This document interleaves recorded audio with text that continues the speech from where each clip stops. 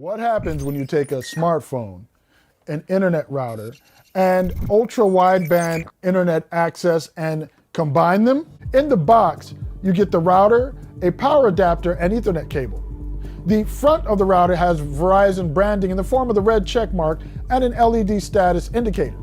The rear of the device has a WPS pairing button, and the bottom is where you'll find power plugs, 2 LAN ports, and a reset button. So I tested the router both at a window here, this is actually my dining room, and in the back of the apartment in my bedroom, the master bedroom, with identical results. Speeds were nearly identical in both locations, pulling down 300 megabits per second and uploading around 30 megabits per second.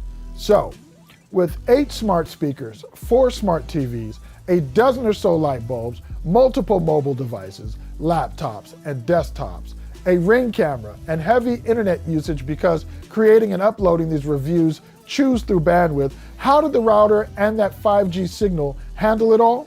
Surprisingly well.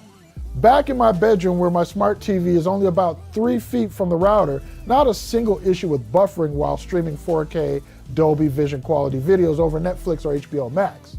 Being in my master bathroom, which sometimes experiences latency issues because of the amount of walls my router signal goes through, speeds were solid. One of the other side effects of distance is latency in your smart assistant speakers. Say a command, and you may notice them taking longer to respond.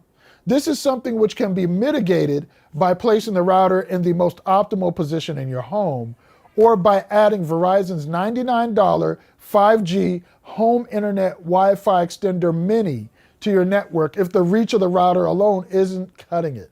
It says that starting at about 1,600 square feet or more is where you might want to start considering a range extender or adding multiple range extenders depending on the size. So how do my son's Xbox Ones fare? The router has 1 wall to go through for one son and 2 walls and a set of closet doors to get through for my other son. Ping rates were solid, speed tests were good, and the overall experience was solid. The results expected.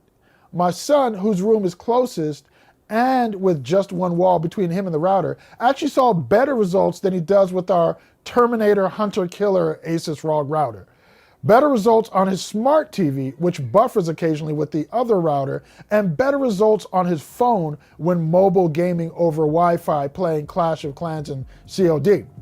My son, whose room is further away with 2 walls and a set of closet doors between his gear and the router, sees a 50 megabit per second decrease in speed, but the effect on his gaming has been negligible.